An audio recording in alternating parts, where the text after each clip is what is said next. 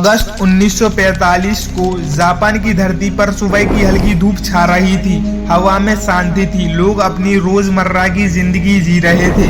किसी को अंदाजा तक नहीं था कि बस कुछ ही घंटों में ये शांति मौत की चीखों में बदलने वाली है। एक बच्चा नदी के किनारे खेल रहा था। उसकी माँ बाजार से सब्जियां खरीद रही थी। लोग अपने घर से काम पर निकल रहे थे, लेकिन आसमान में कुछ ऐसा था जो किसी ने नहीं देखा था।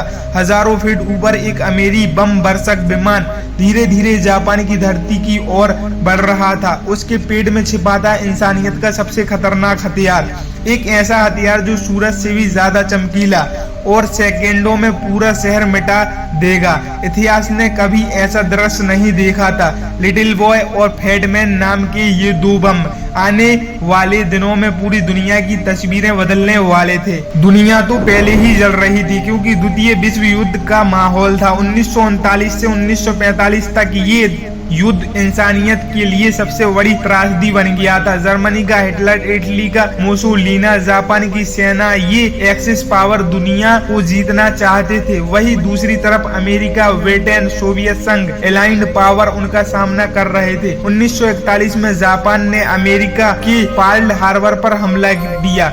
उस पल से अमेरिका सीधे युद्ध में कूद पड़ा। 4 साल तक प्रशांत महासागर में खून बहा। जापानी सैनिक आत्मघाती हमला करते रहे। हर मोर्चे पर हार के बावजूद जापान पीछे हटने का नाम नहीं ले रहा था। अमेरिका अब थक चुका था। उसे एक ऐसे हथियार की तलाश थी जो बिना लाखों सैनिक गवाए जापान को घुटनों पर ला दे। हाँ दोस्तों, 1942 में अमेरिका ने एक गुप्त मिशन चलाया, द मनहट्टन प्रोजेक्ट। दुनिया के सबसे बड़े वैज्ञानिकों को बुलाया गया। J Robert Oppenheimer, Enrico Fermi, Niels Bohr, कई दिमाग मिलकर इतिहास का सबसे घातक हथियार बना रहे थे। जुलाई 1945 में न्यू मैक्सिको का रेगिस्तान वैज्ञानिकों ने पहला परीक्षण किया।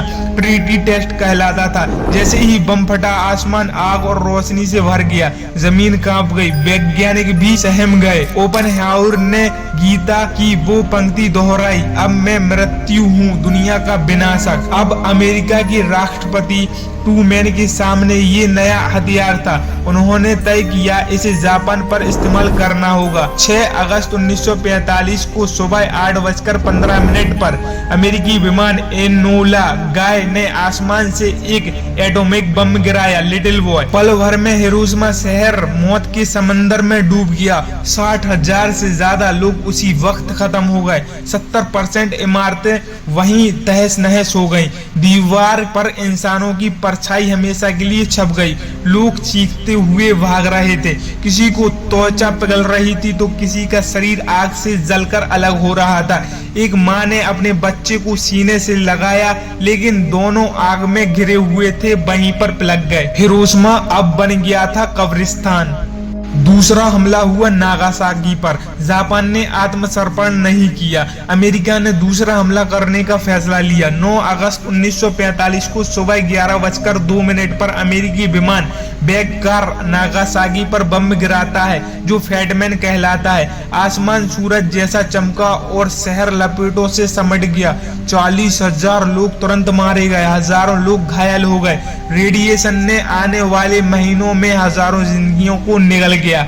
नागासाकी के लोग के लिए यह दिन कभी ना भूलने वाला जख्म बन गया। जीवित बचे लोग आज भी वो दृश्य याद करके कांप जाते हैं। एक बच्चा, मैंने अपनी माँ को ढूंढा लेकिन वो जल चुकी थी, मैं अकेला रह गया था। एक नर्स कह रही थी, हजारों घायल लोग पानी के लिए चिल्ला रहे थे, लेकिन नदियां भी खोल उठी थी। एक सैनिक, हम इंसान नहीं, सिर्फ राख और हड्डी का शहर देख रहे हैं। उनकी कहानियां सुनकर लगता है मानो नरक धरती पर उतर आया है। दोनों हमलों के बाद जापान पूरी तरह से टूट गया था। 15 अगस्त 1945 को सम्राट हिरोहितो ने रेडियो पर जनता से बात की। उन्होंने कहा, हमें असहनीयों को सहना होगा, यानी जापान आत्मसमर्पण कर रहा है और द्वितीय विश्व युद्ध का अंत हो गया। लेकिन सवाल यह है, इतना बड़ा नरसंहार जरूरी था क्या? क्या जापान वैसे ही हार मान लेता तो क्या होता? अमेरिका सिर्फ अपनी ताकत दिखाना चाहता था। इतिहासकार आज भी इस पर बहस करते हैं, लेकिन सच यही है, लाखों निर्दोष लोग मारे गए और इंसानियत हार गई। एटॉमिक बम सिर्फ उसी दिन मौत नहीं लाया, रेडिएशन ने अनेकों दशकों तक लोगों को मारा। कैंसर, विकलांगता, जन्मजात की बीमारियां, हजारों लोग तबाह हो गए। आज भी हिरोशिमा और नागासाकी के बच्चे उस दर्द की छाया में जन्म लेते हैं। हिरोशिमा और नागासाकी सिर्फ शहर नहीं, वे इंसानियत की चेतावनी है। एटॉमिक बम ने साबित कर दिया कि इंसान अपने ही हाथों से अपना अंत कर सकता है। आज भी दुनिया परमाणु हथियारों की दौड़ में लगी है और सवाल वही है, क्या इंसान फिर से यह गलती दोहराएगा? हाँ दोस्तों, आपको डॉक्यूमेंट्री वीडियो कैसी लगी कमेंट में जरूर बताएं और ऐसी ही वीडियो के लिए हमारे चैनल को सब्सक्राइब करें।